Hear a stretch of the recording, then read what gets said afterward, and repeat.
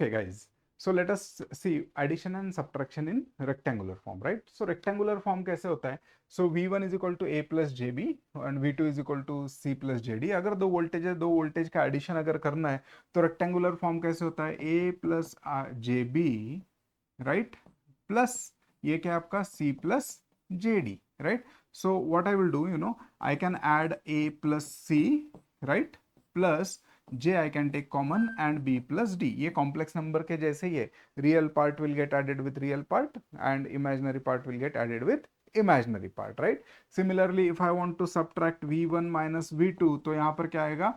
A plus JB minus C plus JD। तो इसको कैसे करेंगे? A minus C, right? उसके बाद में क्या होगा?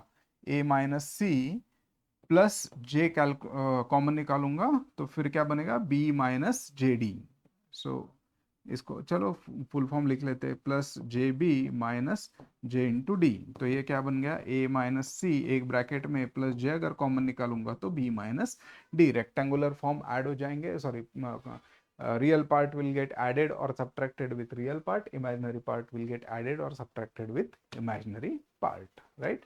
Okay, इसका रिप्रेजेंटेशन अगर देखना है तो फिर हमें वोल्टेज V, लेटस से ये जो आपका V1 है, V1 कैसा रहेगा? Let's say this distance is A, this distance is B, सो ये आपका V1 बन गया, राइट? सो ये जो है ये कितना आपका? This is A, this is B, and let's say V2 है, तो V2 कैसे रिप्रेजेंट करेंगे? V2 रिप्रेजेंट करेंगे let's say this is V2, okay, this is V2। सो ये जो कोऑर्डिनेट है ये इसका क्या है? C, एंड ये जो है इसका क्या है आपका कोऑर्डिनेट? ये है D, राइट?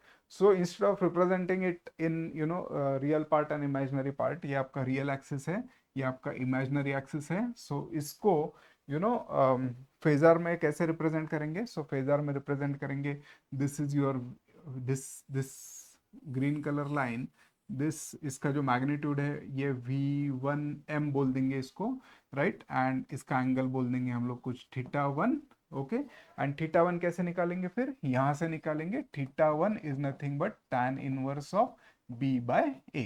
यहां से θ2 कैसे निकालेंगे? tan inverse of D by C, right? And then V1M क्या निकालेंगे? Root of A square plus B square.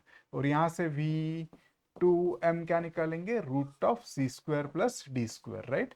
So you know अगर मुझे V2 ये जो रिप्रेजेंट करना है, ये अगर पोलर फॉर्म में रिप्रेजेंट करना है तो ये एंगल बन गया θ2, और ये जो लेंथ है, ये जो लेंथ है ये कितने बन गए? V2M।